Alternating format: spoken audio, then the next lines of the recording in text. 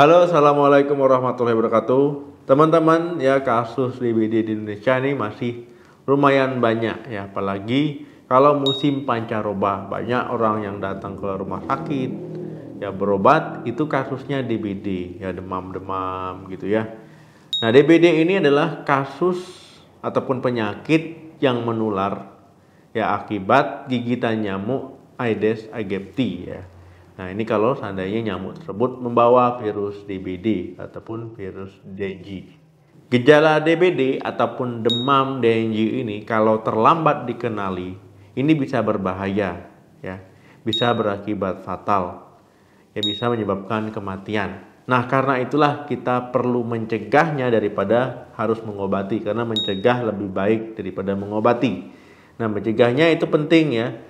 Karena untuk diri kita sendiri dan juga untuk lingkungan di sekitar kita ya, supaya tidak terkena DBD. Jadi kita akan bahas cara mencegah demam berdarah dengue.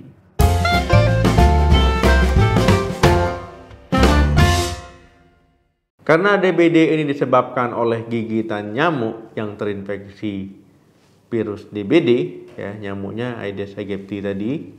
Ya, jadi mungkin teman-teman sudah sangat familiar dengan slogan 3M ya, menutup, mengubur, dan juga menguras. Nah, ini kan udah sering ya, mungkin dari kita kecil dulu sering dengar slogan ini. Nah, tapi itu dasar-dasarnya saja ya, yang bisa kita lakukan ya untuk mencegahnya. Tapi masih ada lagi poin-poin lain ya, seiring berkembangnya zaman yang kita lakukan. Cara yang paling ampuh mujarab ya supaya kita tidak terkena DBD ini adalah jangan terkena gigitan nyamuk. Nah, itu adalah caranya. Nah, jadi teman-teman ada beberapa cara yang bisa kita lakukan ya supaya tidak terkena gigitan nyamuk. Pertama, pasang jaring anti nyamuk. Teman-teman ya, salah satu cara yang bisa kita lakukan, yang bisa teman-teman lakukan adalah memasang kasa ataupun jaring anti nyamuk di ventilasi.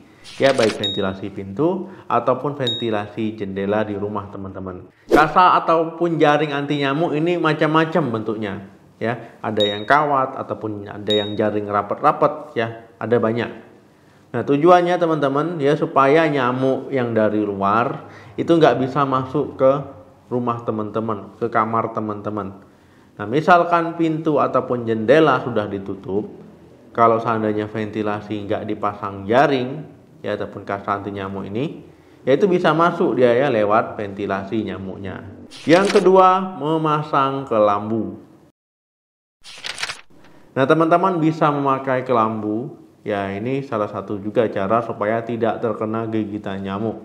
Misalkan rumah teman-teman banyak nyamuk ya pakai kelambu ya, biar tidurnya juga lebih nyaman ya, nggak nabok-nabok, mukul-mukul ya saat tidur, terbangun cuman mau mukulin nyamuk. Nah, kalau seandainya bayi kan teman-teman pasti melihat ya ada kelambu khusus bayi ya, ditutup ya, keranjang bayi, ranjangnya itu kan ditutup kelambu bayi. Nah, ini untuk orang dewasa ada juga ya kelambunya. Nah, mungkin teman-teman dulu pernah pakainya ataupun sekarang ada yang pakai kelambu. Ya, itu mungkin caranya praktis ya, tinggal teman-teman gantung di kamar tidur teman-teman ya. Jadi saat masuk nggak ada nyamuk bisa masuk di situ. Ketiga, gunakan lotion ataupun krim anti nyamuk. Nah, teman-teman bisa melindungi diri teman-teman dengan menggunakan lotion ataupun krim anti nyamuk supaya nggak digigit nyamuk ya. Nyamuk nggak suka ya jadinya. Namanya saja anti, berarti nyamuk nggak suka, akhirnya nggak gigit. Misalkan teman-teman keluar rumah ya, berpergian, kebetulan banyak nyamuk ataupun dari dalam rumah, itu bisa memakai lotion ataupun krim anti nyamuk ini, dioleskan ya di kulit teman-teman. Tapi pastikan teman-teman tidak alergi. Teman-teman bisa ikuti petunjuk pemakaiannya ya, oleskannya itu jangan di seluruh tubuh ya, tapi bagian kulit teman-teman yang tidak tertutup pakaian. Nah, teman-teman bisa mengoleskannya itu di malam hari, misalkan sebelum tidur, karena nyamuk demam berdarah itu aktif di malam hari. Keempat, menguras bak mandi seminggu sekali. Teman-teman ya, bak mandi itu bisa saja menjadi tempat berkembang biaknya nyamuk ya, karena ada air kan.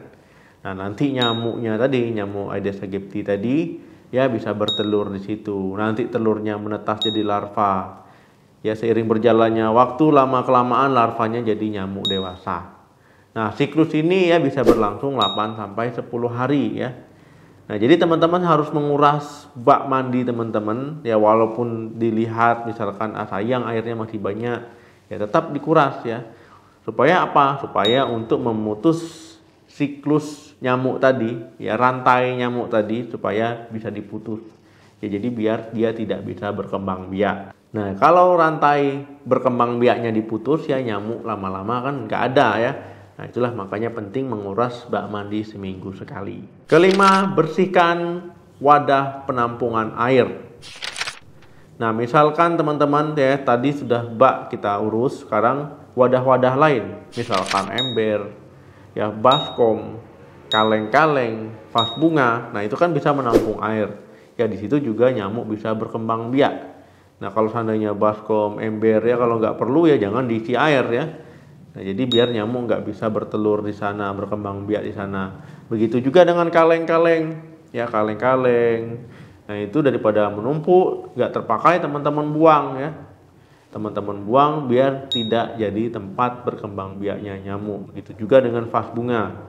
Ya, teman-teman perhatikan vas bunga teman-teman ya. Nah, kalau seandainya ada bibit-bibit nyamuk ya ganti ya, bisa teman-teman ganti seminggu sekali airnya. Jadi teman-teman pastikan juga untuk memperhatikan tempat-tempat penampungan air lainnya yang memungkinkan bisa menampung air ya, teman-teman perhatikan. Yang keenam, jangan menumpuk baju terlalu lama. Siapa di sini yang memiliki kebiasaan sering menumpuk-numpuk pakaian setelah dicuci ya, nggak langsung dilipat, digosok, kemudian sering menggantung-gantung pakaian di balik pintu, misalkan ya di kamar, ataupun sering menumpuk cucian kotor ya di sudut-sudut kamar, sudut-sudut ruangan. Nah, ini nyamuk suka ya. Nah, siapa yang sering begitu? Kalau teman-teman memiliki kebiasaan seperti itu, stop ya, jangan lagi. Karena sering menumpuk pakaian, menggantung baju, ini nyamuk suka ya. Jadi tempat favorit nyamuk. Ya, nyamuk sering hinggap situ. Karena nyamuk itu suka aroma tubuh manusia.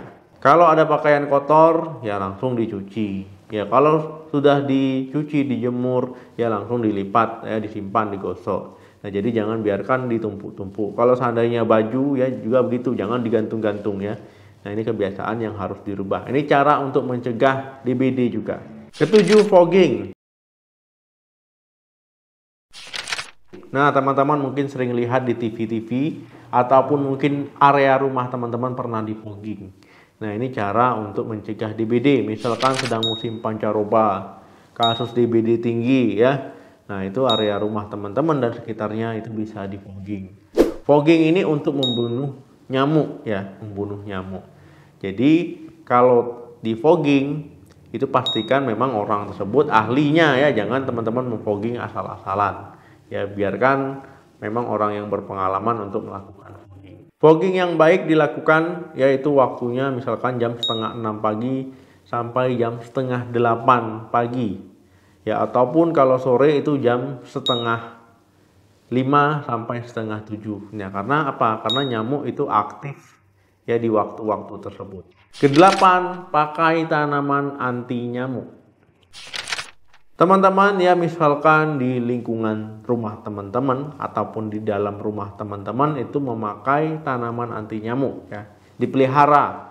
Misalkan tanaman lavender ya, kemudian peppermint, tapak dara, serai wangi. Nah, ini nyamuk itu nggak suka ya dengan tanaman-tanaman tadi ya, jadi bisa mencegah nyamuk DBD. Ya, teman-teman misalkan bisa menaruh tanaman-tanaman tadi ya di dalam pot, ya taruh di pintu masuk, ya dekat jendela, ya area-area yang mungkin sering teman-teman lalui, ya itu bisa teman-teman letakkan tanaman-tanaman tadi. Yang kesembilan, menjaga daya tahan tubuh. Teman-teman ya, menjaga daya tahan tubuh merupakan salah satu cara juga untuk mencegah supaya tidak gampang sakit ya, termasuk tidak gampang terkena DBD. Karena kalau tubuh teman-teman kuat, imunnya bagus ya, itu bagus juga ya untuk mencegah. Misalkan teman-teman makannya teratur ya, konsumsi vitamin mineral ya, misalkan dari sayur-sayuran ataupun buah-buahan ataupun dari suplemen makanan. Kemudian juga teman-teman olahraga teratur, misalkan 30 menit sehari ya, bisa jogging, bisa bersepeda Dan juga teman-teman pastikan istirahat ataupun tidurnya cukup. Nah, jadi kalau teman-teman imunnya lemah ataupun tidak bagus, ya itu gampang sakit. Oke teman-teman, ya itu tadi cara ampuh efektif dalam mencegah supaya tidak terkena DBD. Ya karena DBD ini ada di sekitar kita. Jadi mencegah lebih baik daripada mengobati. Terima kasih yang sudah menonton video ini sampai habis. Jangan lupa like, share, dan komen. Sampai ketemu lagi di video saya selanjutnya. Salam sehat, sampai jumpa.